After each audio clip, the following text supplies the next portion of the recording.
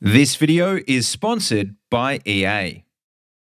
Hey guys, how you going? This is Billy Eat World again, and well, by the time you guys will be listening to this, Battlefield 5 will actually be playable on Origin Access.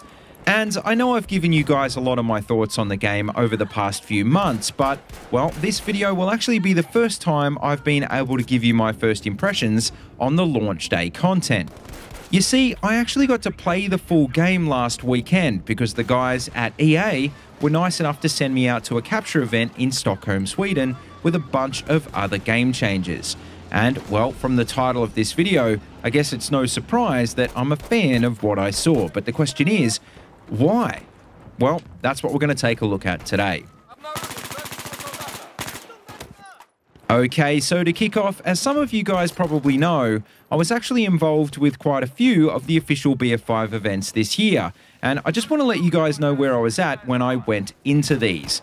Because if you've been a fan of this channel for a while now, well, you'd know that I played a ton of BF4, a little bit less Hardline, and a little bit less again of Battlefield 1.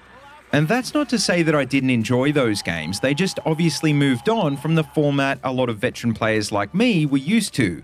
And I think DICE were really aware of that through the development process of Battlefield 5, because although it doesn't really feel like BF4, it's definitely a lot more complex than any Battlefield game we've seen in years.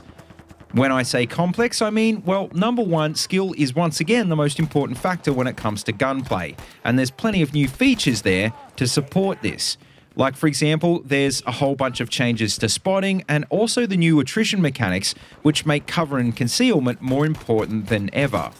Not just that, but serious in-depth weapon, vehicle and class customization, both visual and mechanical, is back, which adds a whole nother level of complexity to the game.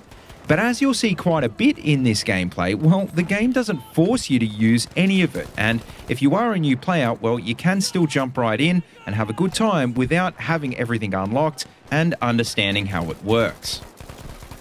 Now, obviously, on the surface, another huge improvement of Battlefield 5 is that it looks absolutely stunning compared to the last few games.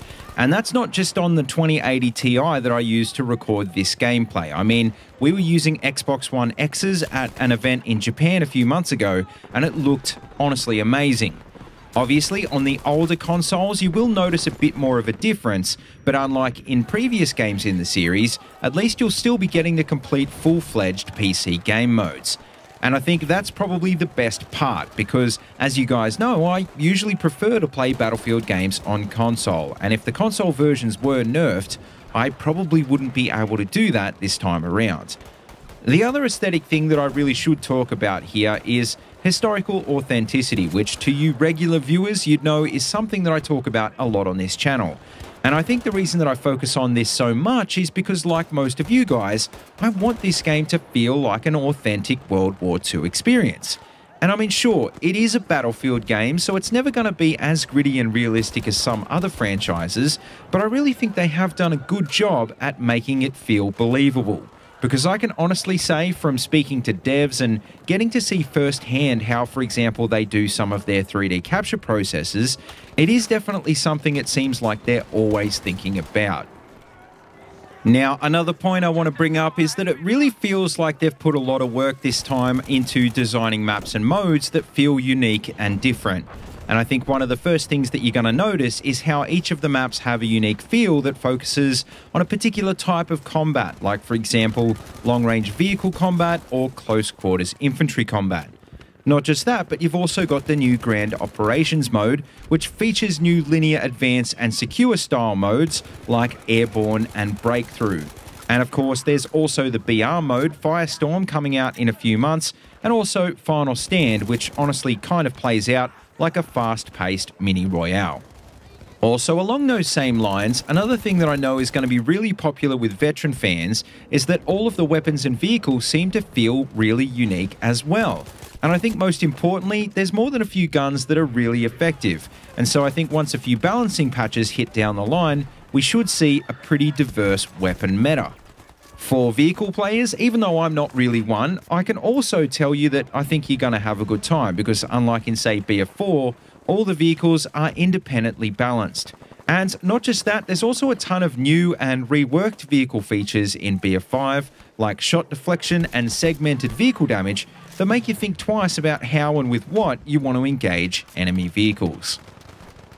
Now, just before we finish up, I really need to mention Tides of War, because if you haven't heard about it already, this is the new BF5 live service that's going to be running over the next 2 years. And basically the way that it works is that there's going to be different historically inspired chapters every 6 weeks that add in different maps, modes, gear, assignments and events, and all for free.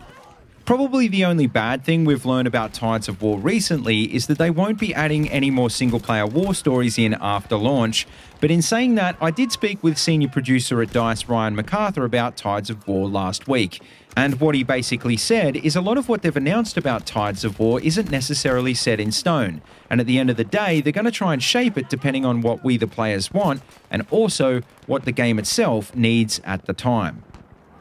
But anyway, to finish up, I just want to end by saying that I could probably go on for another 20 minutes about all the new features and changes in Battlefield 5, and I'm sure I will probably in the next couple of videos.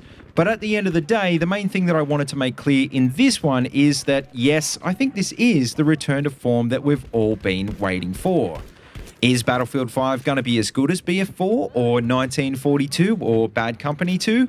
Well, we don't really know that yet, but what we do know is that it is definitely a unique take on the Battlefield formula.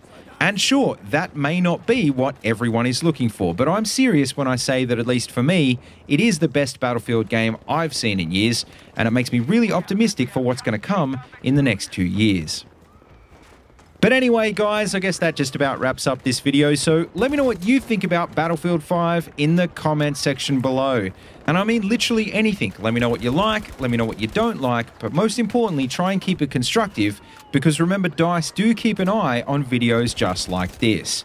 As always, though, don't forget to like, comment, and subscribe, and please feel free to check out the links in the description if you want to see any more of these videos. And also, don't forget, you can find my Twitter and Discord links down there as well if you want to keep in touch. And as always, until next time, see you later, and have a good one.